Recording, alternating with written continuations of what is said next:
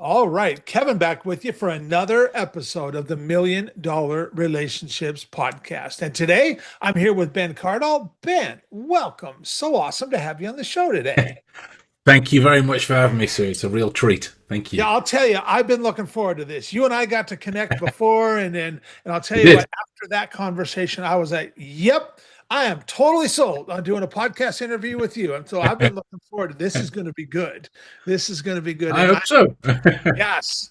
And I want to just start off by giving a shout out to Oh. JD Garrett because JD was the one that introduced you and I. And JD, if Yeah. you happen to be listening to this, thank you because Thank you, JD. yes, what a great way to meet somebody new is through somebody that you've already got a great relationship with. Agreed. And Agreed. and so yes, and of course that's what this podcast is all about. So and That's so we'll it. just start. I just want to dig right in and Ben, Let's do it. just talk. Let's start by just talking about what you do and who you serve. Let's just start there because there's Sure. some answers to this. There's some nuance There are. to this. There are. It's kind of an inside joke amongst my family and friends that it's difficult to describe what I do simply. So the easiest way is that I serve both as an investigator and somebody who coaches people to accelerate their human skills. And Okay. that's the human skills of reasoning, critical thinking, memory development, understanding of human communication and behavior, and putting all of those levels together as well in that situation. The thing that really drives that is there are a multitude of things that we are just expected to pick up. Like nobody ever really teaches how to think clearly. Uh-huh. Nobody ever teaches how to remember. We're taught what to remember. Nobody really ever teaches how to put two with the other two and make four. We're taught that two plus two makes four, and working with the principles from there. And it iterates out further and further and deeper as you get to be an adult. You're faced with more complex problems that require, the understanding of what to do with this in order to solve them, whether it be in the safest manner possible as an investigator or in the most productive manner possible as a businessman and an entrepreneur. It's really about the development across all fields, the development of what we are as human beings, and I look to that on three fronts, which is primarily our ability to think, our ability to feel, and our ability to remember. Because when one of those things fail or struggle, so much cascades behind it. Like if you can imagine being sat down in a test in high school or college, the second you reach in your head for information that you were revising or studying late for the night before, you reach back there and it's not there, and then you panic, which makes you forget more, which makes you then question the other things, and these three factors are some of the most invaluable routes in my experience and my experience of those that I've worked with to developing a really strong, resilient, and open and curious mind to be continually learning about the world around us. Yeah. And I'll tell you, I have always been this just naturally curious guy. I think that's why hosting a podcast has been such a rewarding experience. Is I get to just have conversations with entrepreneurs, and they're just making such a big impact in this world, and ask them all the questions I can ever want to ask them. And That's it. Why not? yeah, yeah. So, what inspires you most about the work you get to do and the impact you get to make? It's kind of a dual thing, because there's an inspiration that I take personally, Mhm. and there's inspiration that I take from seeing the effects that it has. Okay. So Okay. for me personally, I like that there is no 2 days that are the same. Hmm. None. Hmm. Which is much like any other day when you really think about it.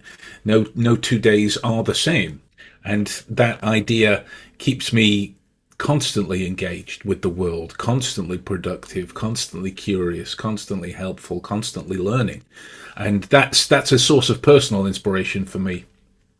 It's that old Greek philosopher notion of the one thing I'm sure of is that I know nothing, and in terms of the impact that really inspires me to keep using these things more is seeing other people succeed with them. Okay. Like one of the tenets for discussion in our community is to share both the exploration of methods, whether it be positive stories or stories of struggle, because either way, like say if we both have we took the same class, for example, whatever that was, then if I'm talking to you about what you did it within your neck of the woods, and I'm talking to you about what I did it within my neck of the woods, well, I've learned from situations that I can never go because you went there, and you've learned from situations that I went that you could never go because I went there, and this type of really curious notion. I'm using the word over and over again. I was searching for a different one, but my English failed me.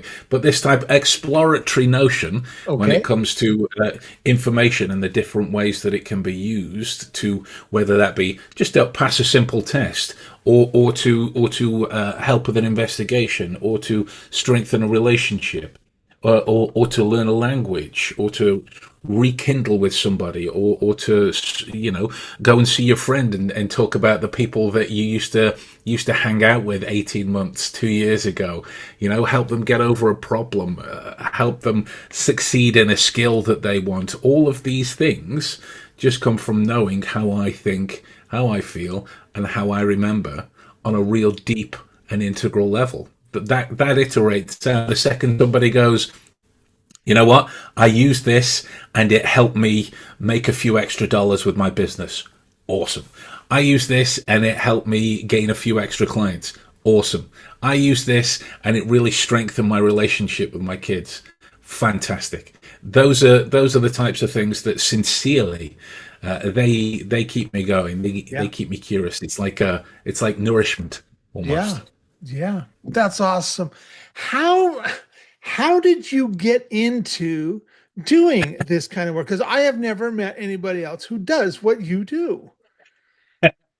Um, so the short version of a long and rather depressive story is in high school we are reading Sherlock Holmes, The Adventure of the Uh-huh. Speckled Band, and it's one of those books that at the start has a bit of history, like all about Arthur Conan Doyle and who he based the character on, and then Joseph Bell and Jerome Caminada and some of these other characters, and you go, wow, this is fascinating.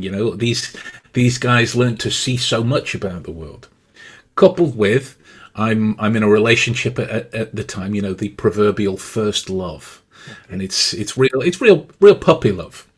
And then I found out that she'd been cheating on me with my best friend of about 6 months, and devastated, crushing. So it kind of married quite well with the Sherlockian notion that here is a guy who is just aware of the world around him. There's nothing paranormal in what he does. He's not making any bold claims. He's just saying, "Look, I stopped to pay attention to the things that most people don't." Mhm. That's all. And I was like, how can I learn to do this for myself? Because if I could do that, maybe I would have seen these things coming and avoided the heartbreak. And it kind of spiraled out of control from there. And so that's where I've kind of become an omnivorous learner. I take every course I can get my hands on. I take every test that people will let me sit. I'm entering into the tail end of my third degree, and it's just the relationship between the accumulation of knowledge and applying it.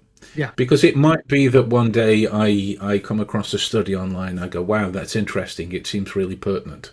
Great. Then that just remains speculative data that I heard one time until I use it and test its effects in my Yes. world. And so that's where the working ethic come from.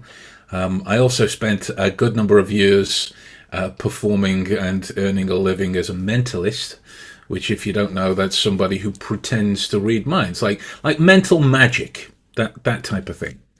And so I was more fascinated with actually doing what I said that I was doing, rather than performing tricks. I mean, I still did them, but it offered me opportunity to practice all the live long day with these things in various challenging situations. Because reading a person who is drunk might seem very easy, but it's also a challenge from how you interact with the individual to make sure that you use that and everybody has a good time. So that made me a bit of a reputation as somebody that went in towards, the difficult problems, the actual parts of doing the work. And then I wrote a book called The Monographs, which was all about the application of the skill set of Sherlock Holmes, but if he was alive today, not way back when. That Okay. did really well. That made me some friends at some various infamous agencies around the world. We consult from there, and then it's just iterated out into this private investigation life or coach life that I lead. Yeah. Wow. That's really fascinating. I always love hearing entrepreneurs' backstories because, yeah, yours had a little bit of heartache that came along with it and stuff. But you know what? All that stuff, the highs, Yeah. the lows, the ups and the downs, Mhm. every bit of it is what got us Mhm. to right here, right now, That's it. and That's it it. all has its place, Yeah, of course. yeah, yeah.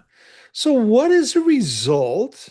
And you don't have to name names or anything like that, but Yep. what's a result that you have helped a client get that you are just incredibly proud of? Um, uh, so we'll take three, because Okay. there's one that is kind of bittersweet Okay. in the sense, I am sincerely proud of it, but it comes from I'm trying to think how to say it diplomatically for public audiences. It comes from helping to dismantle a group of men, very often known as a ring of men, taking advantage of young people. Okay. And so that was a particularly proud moment for me. On the flip side, there is a couple who I've known for many years that credits me, bless them, as the reason that they are married. Wow. Because they both separately would ask me questions, Uh-huh. as in their words, as the beacon of rationale. Mm. Whenever they have a problem, and sometimes with each other, and I'm not a therapist, but I would just stick to the rationale, the logic of Yeah. a situation, and just ask questions in return. That built them their habits, and oh God, what are we, 2025? So they've been together about 13 years now. Yeah, 13 years. Wow. Um, That's yeah, awesome. yeah. And the other thing that fills me with pride is that the combination of those who come through my RLS program, who then go on to be investigators in their own right, whether that be with law enforcement in their side of the world, or in a private sector capacity. And I mean, dare I say, maybe even a little fanciful and nice to know that I've helped people in various different countries, not just my own. So it's to get to grips with all the requirements over there and develop the relationship back and forth to allow them to be able to do that. It's huge. Yeah. Yeah. But one of the things as this just popped into my head as well, with as I mentioned, RLS, we kind of consider ourselves just this big weird curmudgeonly put together family, and on paper these guys are my students, but Okay. in real life we refer to each other as friends and family, and so our sessions when we have them are that we focus on the work, we do the work, and they get what they're paying for, but it never feels like that. Yeah. And they have gone on to do some tremendous things as a result that makes me feel like a big old proud papa bear. Yeah. Yeah. you know so I yeah, totally get that, Ben, because I feel the same way. I don't have a single client that is not a friend. And like yeah, personally, I couldn't imagine doing business with anybody that I didn't view as a friend. yeah, yeah. And I'm just having the time of my life doing really Yeah, awesome stuff with my friends. that's it. And That's it. There's that Confucius thing, isn't there? Find a job you love and you never work a day. yeah, Well, I yeah, think that's made more real world when you work with your friends. yeah, You know, yeah, there's something to be said for that. for Maybe even sure. a little bit magical. Yeah, for sure. Well, okay, so now that we've got some context set here, I want to switch gears just a little bit. I want to move over to Give like it. the relationship side of our conversation. So, Okay, have sure. you ever been introduced, Ben, to a person or persons that Yeah. completely changed the course of your life or your business, so much so that much of what you have today would not be possible if not for this person or persons? And I'm just really excited to hear your story and your experience around this topic of relationships. Yeah. Yeah. Like I've always found relationships themselves quite hard because I'm a neurodiverse individual. So Okay. there are certain tenets and facets of a relationship that I'm still leave me a bit uncomfortable because I don't fully understand them. Okay.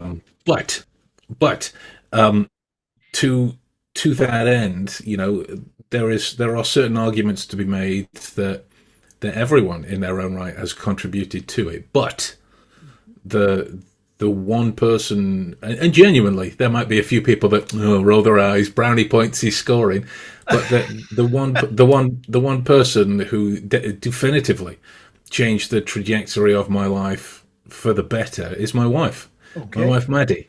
There's I have yet to meet a person outside of the realm of husband and wife and loving, but I've yet to meet a person who is as unconditionally supportive and curious and playful with me in everything that I suggest. And I've suggested some fairly off the wall ideas, like for Okay. example, when I was training for one of the world memory competitions a couple of years ago, I was like trying to pressure test myself. So I obviously inspired by Houdini, so I got my pull-up bar, my gravity boots, and hung myself upside down in a bucket of water while I was trying to remember lots of things under pressure. And nothing but support for my silliness, whereas other people may roll their eyes. To me, it makes logical sense. How can I pressure test myself to make sure that my mind is capable of dealing with this information in the competition? And she's open to these conversations, so that gives me the confidence to go and explore something. And it really, sincerely, hand on heart, all the things I have and all the people I have in my life at the minute, they wouldn't be around me were it not for her. She's the wind beneath my wings Mhm. in that situation, and everything that we go on to do together will be a success because I have her on my team. Yeah. How Yeah. did you and your wife meet? Well, Tinder. We met on Tinder. Okay. Um, yeah, but I think it must have been one of those fates aligning Mhm. moments because Mhm. we both kind of had our fill of bad relationships, and we Yep. weren't actively looking for anyone or anything in particular. And so we're on there. We matched and we started talking, and it was amazing. Playful banter, continuous sort of back and forth. Everything felt easy. And for me, talking back and forth in a text message conversation, like, this is my forte. Get me in front of somebody, I'll talk to you all the live long day. But Hmm. text messages back and forth, I kind of struggle with. And it all felt easy. And then we were talking about our first date, and she said, "Do you want to go to Batman's house?" I was like, "What? What do you mean, Batman? What do you mean, Batman's house?" She was like, "Yeah, where Wayne Manor from the Christopher Nolan films. That's near me. Do you want to go?" Yes, I would love to go to Batman's house for a first date. Oh my Like, god, are you kidding? I want to go there. You bet. It was amazing. And as we're wandering round, it was just as easy, and it was genuinely one of those moments where you know Yeah. like I knew from the moment that we were walking around the lake, maybe even a bit before, but I've got crystal clear connection to. We were walking around the lake. I knew from then that if she was open to it, she was the woman I'm going to walk around every lake with. That's awesome. Um, and she's a big deal for me. Yeah. And so, how long have you guys been married now? 4 years. Yeah. 4 years. Congratulations. That's awesome. Thank That's you. awesome. Thank you. So, I want, and you'll probably be able to come up with a lot of examples of this. I just want to challenge you to come up with Sure. one. But what is an Okay. example of a situation where, you personally, you got to make this Mm. really substantial impact, this really big impact, where maybe even in the moment, you were just like, it might even surprise you a little bit, like, wow, look what just happened there. And yet you also know that would have never even been possible if not for the relationship that you and your wife have. What's an example of something like that? Oh wow. Probably like most recently, my TED talk. Okay. Okay. Most recently, my TED talk, and not just for the sake of accidentally name dropping the TED talk, but it wouldn't have happened unless I saw the advertisement, and they were open towards applications, and so I Okay. said, what do you think? They're talking about the whole theme was venturing into the unknown. And so I'm like, well, most people are going to be talking about technology.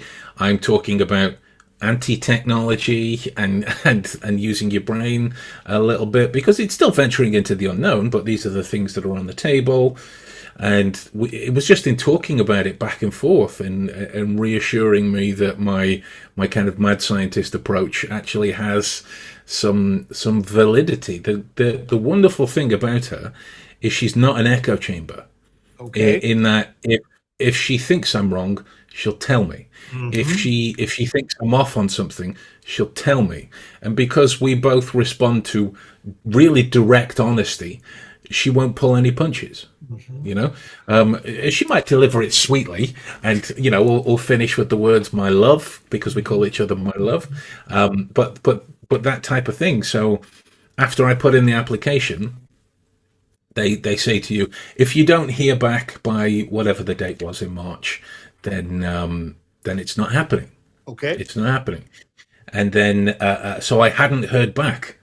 So I said to my wife, "Oh well, nothing ventured, nothing gained," and I was a bit bummed about it. So she then G's me back up, and does the things that the perfect partner does. Smash cut to a couple of days later, I get a random email through. Ben, we'd love to accept you. We'd love to hear all about your talk and all these wonderful comments about the proposal that I made to them, and then the specifics about where to meet and what room to go to and who to ask for, all those types of things. And it was, I was like, kind of my Oscar winning moment. It Mhm, was it mhm. was it was so it was so giddy, and then that poor woman has to listen to me do. It was around 17 minutes over and over and over and over. And this is while she's doing her paramedics course as well, and her revision and her training, and then like, making time for me, and over and over, And so then we get to the day, and I do my speech, and we have a thing in our family where if it happens in the country that we're all in, we'll go. So like my son goes to university a few hours away. When he does a show, we go. When anyone does anything, we go. That type of thing. And my parents have been to everything my entire life that I've ever done in this country. Okay. And then having my wife there as well, bring my mum. That was huge. It was Yeah. huge. Yeah. It was huge. So That is that awesome. then it's amazing. I honestly, she is the literal best. What an awesome story. That is really awesome. Thank you. See, Thank you. this is why I love the Yeah. spot that I get in. It's just I get to ask all the questions and bring really great stuff out. So, well, I'll tell you, you know what, for anybody that might be listening to this right now and thinking to themselves, wow, you know what, Kevin, I really like Ben. I love who he is. I love how he shows up. And any websites, any resources we can share with folks who might want to find out more about Sure. stuff. Yeah, sure. My main site is omniscient-insights.com. Okay. Okay. And so that's where most of my work and my information is. I'm on various socials on as at Omniscient Insights, Okay. and on YouTube. If you put in my name, you're liable to see a whole slew. A whole slew of things. If you put in Ben Cardall, Think, Feel, Remember, you'll also go straight to my TED Talk. Okay. As well. Yeah, I would be remiss if I didn't mention my books, the monographs. I had a Yeah. I had a I had a I had a volume two to that just come out recently, which is a direct follow on to the first edition, building on Okay. the original material. But the one thing I've always said since the second I ventured onto social media is that don't be a stranger. Whilst I can't always reply straight away, I will always reply. I'm that guy who on if everyone in my friends list wishes me a happy birthday on my Facebook wall, I'm the guy that replies to every one of them because Mhm. I'm like if you've taken time out of your day, even if it's a click to wish me a happy birthday, then the literal least I can do is say thank you. Yeah. Yeah. So yeah, That's omniscient awesome. insights will get you That's there. awesome. Well, I want to thank you so much for taking the time to have this Appreciate it. conversation, just share from your heart. And Yeah. I really appreciate you, Ben. I'm excited to get this out there and share this with a lot of other folks. So thank you so much. I appreciate you for having me. Thanks for giving me this time to chat with you specifically. It's been You wonderful. bet. It has been. You bet.